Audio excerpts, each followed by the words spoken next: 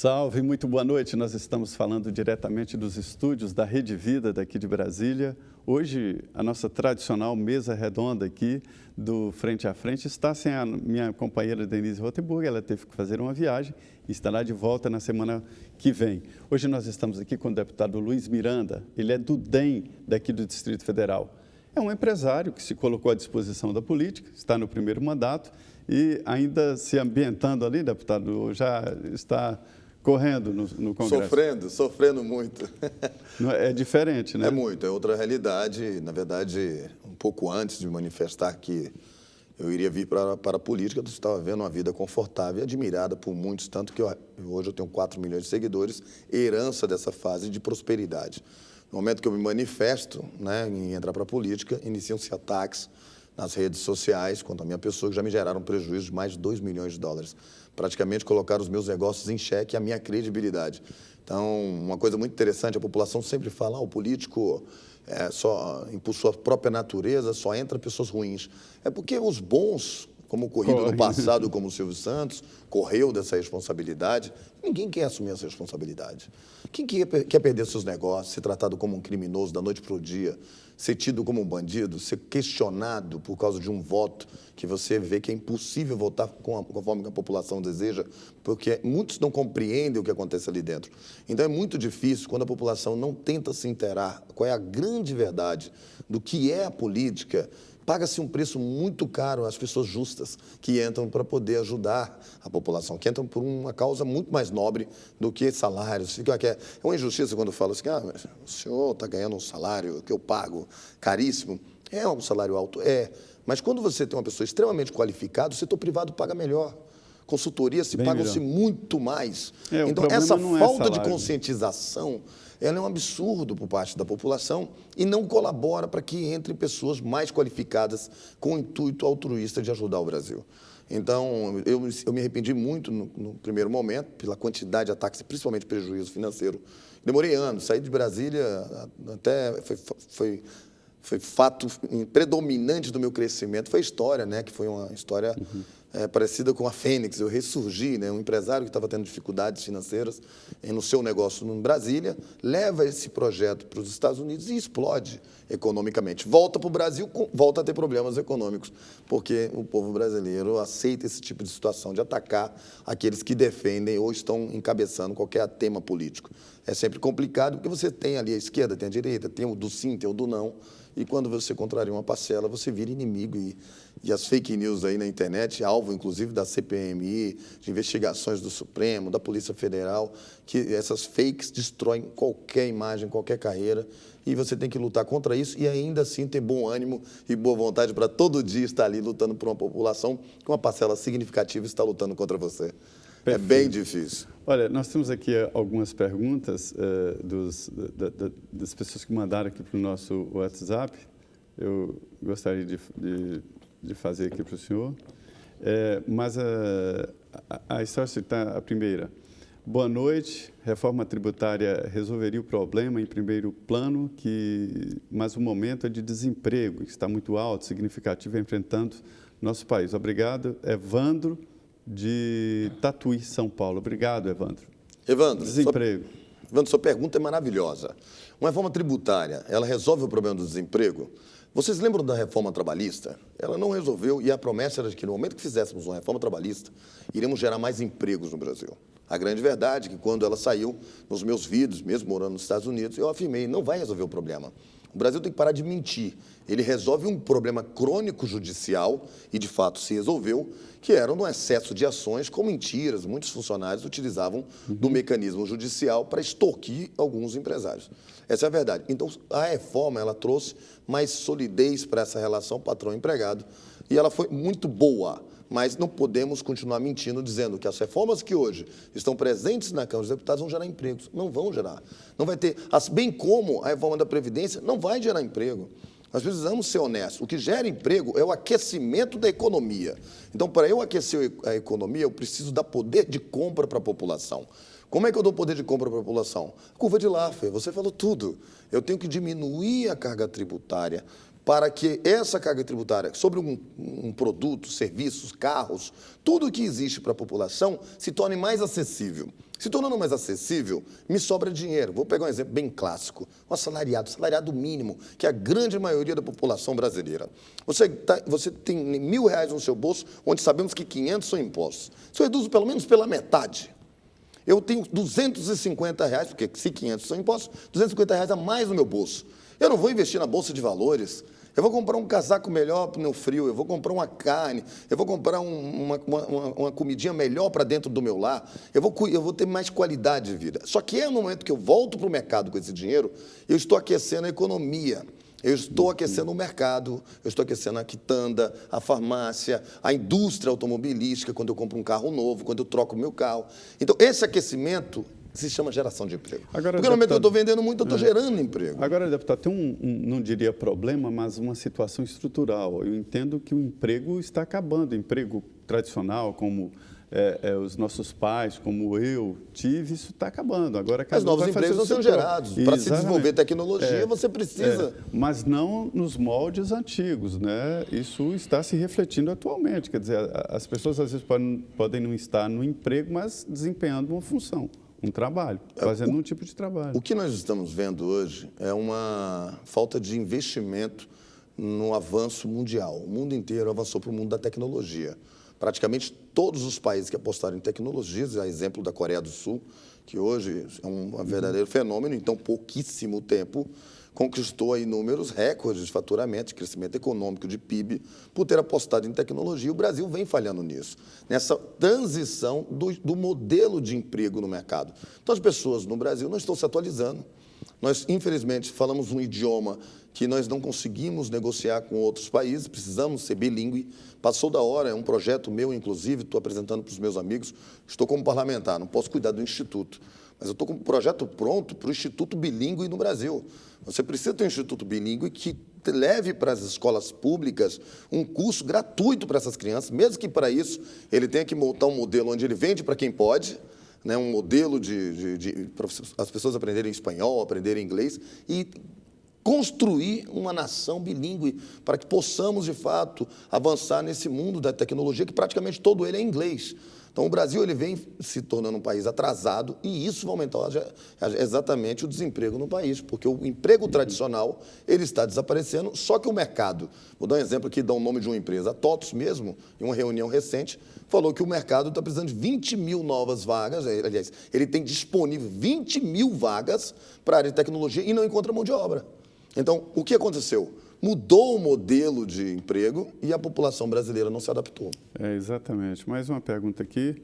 Deputado, faço uma pergunta. O alto custo de um parlamentar pelo povo brasileiro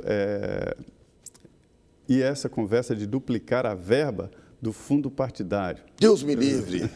Vocês não sabem. Imagina só, o preço que nós estamos pagando, o remédio amargo que foi a reforma da Previdência. Votar sim na reforma da Previdência para o Brasil não quebrar, doeu no coração de qualquer parlamentar que queria votar não. Porque não podemos punir a sociedade duas vezes.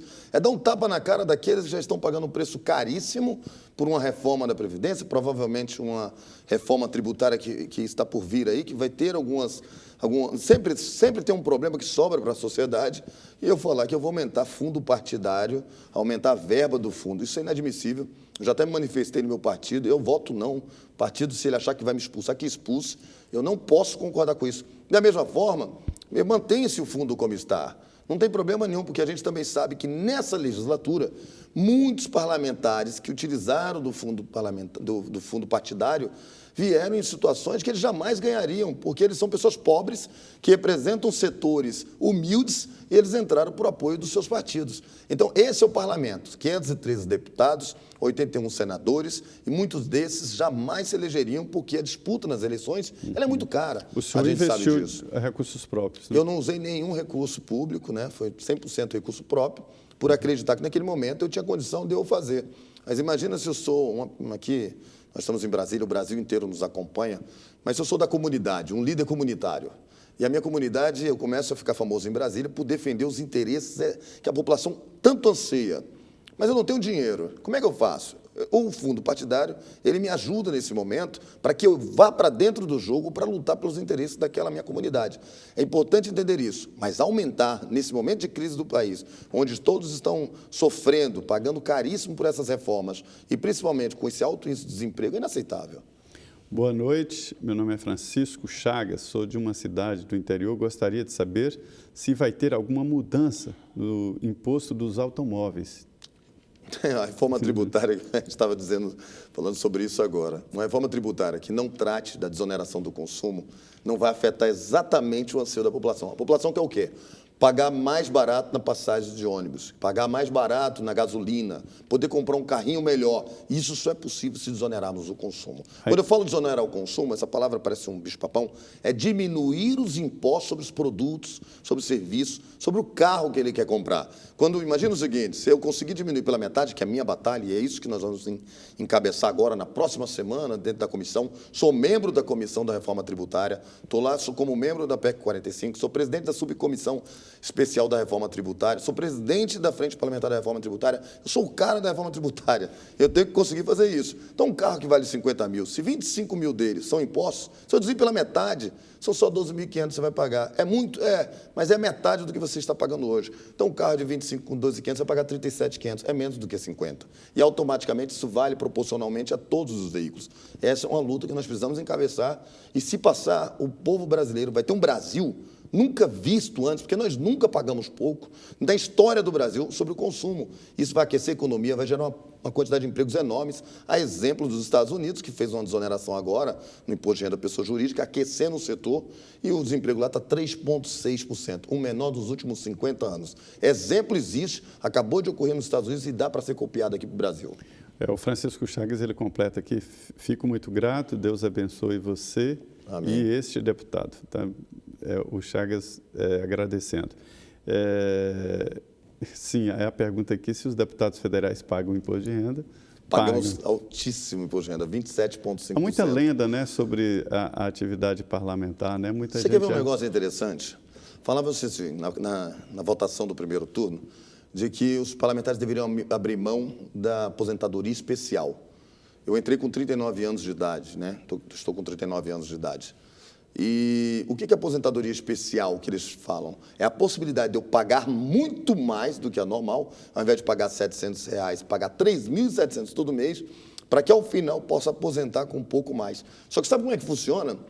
Só se aposenta com no mínimo de 65 anos, o regime atual, não é o que vai ser. O que vai ser, eles querem até acabar com isso. 65 anos, mínimo, a idade mínima para um parlamentar, e proporcional. Significa que quando você aposenta, não é com um mandato 2, igual tem um mito que com 8 anos se aposenta como deputado. Não. A integralidade, ela depende de 35 anos de contribuição como deputado. Eu teria que ficar dentro do parlamento 35 anos para conseguir aposentar com o salário que eu possuo hoje. Da mesma forma, o imposto de renda é 27.000%. Para você, eu vou ser bem sincero, do salário que oferece para o deputado, em média, sobra um pouco mais do que a metade do que você vê. Um pouco mais do que a metade, eu acho que algo em torno de 60 e poucos %. Se tiver uma ex-mulher, então... Não, se o cara estiver pagando pensão de 30%, ele tem que fazer bico. Aqui, boa noite, gostaria de saber sobre pessoas que abrem firma, né? Ela quer dizer o seguinte: pessoas que abrem firma só para comprar carro e tal, para tal elisão fiscal, né? Sem ter profissão, para fazer empréstimo, comprar carro, ter cartão de crédito. Meu nome é Laura, moro em Presidente Bernardes. E aí, dizendo que nem declaração de imposto de renda tem. Pejotização é o nome disso. Esse é um grande problema que existe no nosso país. É combatida pela nossa frente parlamentar, vai ser combatida agora na reforma tributária. Ela é combatida no PL 3129, que é da atualização da tabela do imposto de renda. Por quê? Hoje, no povo brasileiro, infelizmente, por não pagarmos lucros e dividendos, um médico ele pode pejotizar a pessoa física dele. O que é isso? Eu abro uma empresa no meu nome, como o faturamento ele é baixo, é um salário altíssimo, ele pode ganhar 30 mil por mês, só que ele não desenquadra de uma empresa optante pelo simples. Uma Eireli, uma situação muito, muito favorável para ele. E naquele momento que ele abre uma clínica. Ele atende como PJ, ele dá nota fiscal. Sim, mas ele abre uma clínica, ele pode trabalhar até para outra clínica e dá nota fiscal, o que é totalmente errado. Mas no momento que ele faz isso, toda a receita que entra para ele, ela está legal, porque se ele abre uma clínica e está atendendo como PJ, ele está emitindo nota fiscal, o atendimento dele ali dentro não deveria ser assim, e alguns utilizam desse artifício para ficar com o seu dinheiro limpinho. Ele saca da sua empresa isento de imposto de renda, pagando o imposto de uma empresinha optante pelo Simples, ali bem baixinho, enquanto um trabalhador comum que ganha na mesma média está pagando 27,5%. É uma crítica aos médicos, é uma crítica aos repórteres, repórteres, você sabe, muitos fazem isso, ou qualquer outra atividade. Legal, né? É legal, isso não é crítica a ninguém, e eu faria o mesmo. Eu acho que todo brasileiro que entende um pouquinho o que é a pejotização, só que, numa escala longa dos tempos que foram se passando, nós hoje estamos em crise.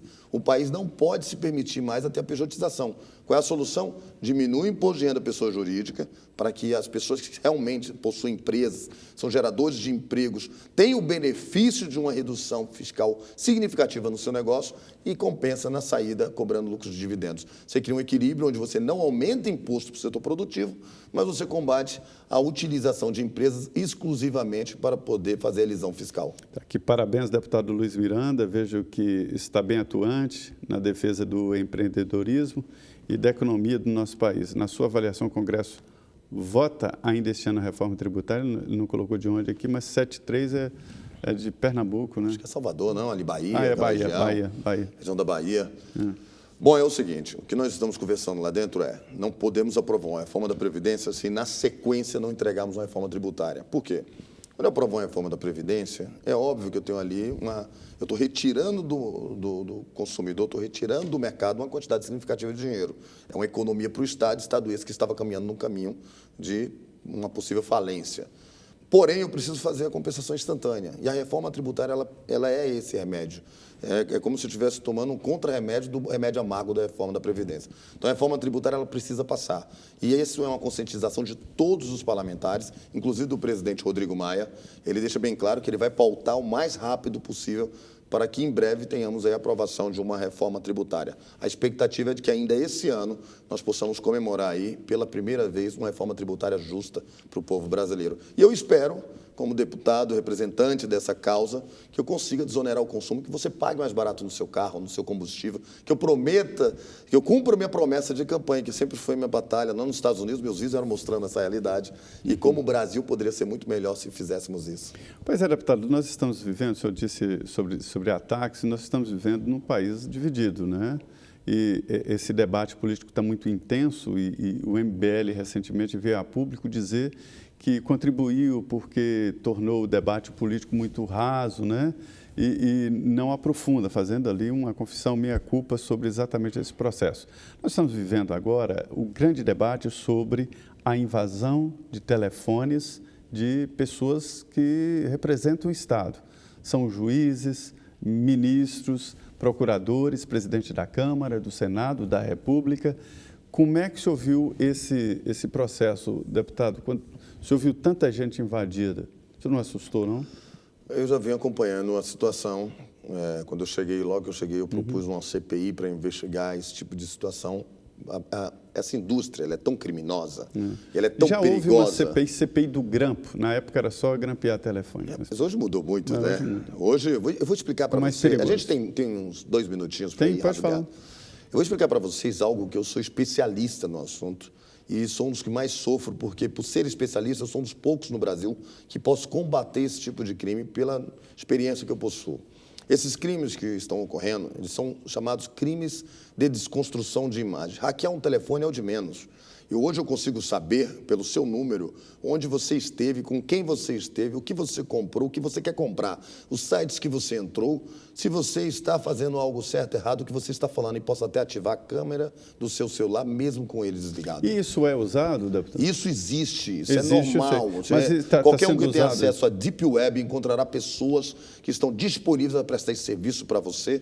Então, não é nenhum mérito. Mesmo o telefone desligado, o seu telefone, câmera dele funciona? Ativa-se perfeitamente, com nenhuma dificuldade. Qualquer pessoa. E a forma se eu tiver muita dificuldade em invadir o seu aparelho, basta você estar no grupo de WhatsApp que eu estou, ok? Eu mando uma foto, que essa foto ela vai junto com o Trojan, que eu vou invadir o seu telefone. Você abre a foto, só abre a foto. é o suficiente para você ativar o vírus que eu coloquei dentro da sua máquina e eu tenho acesso a todas as suas informações. Pessoas com conhecimento que eu tenho, logo que eu cheguei, falaram que eu queria fazer uma CPI para calar a população porque eu era atacado nas redes sociais. O que ninguém sabe é que eu sou atacado nas redes sociais porque essa é a minha promessa desde então, de combater esse tipo de polarização do ódio.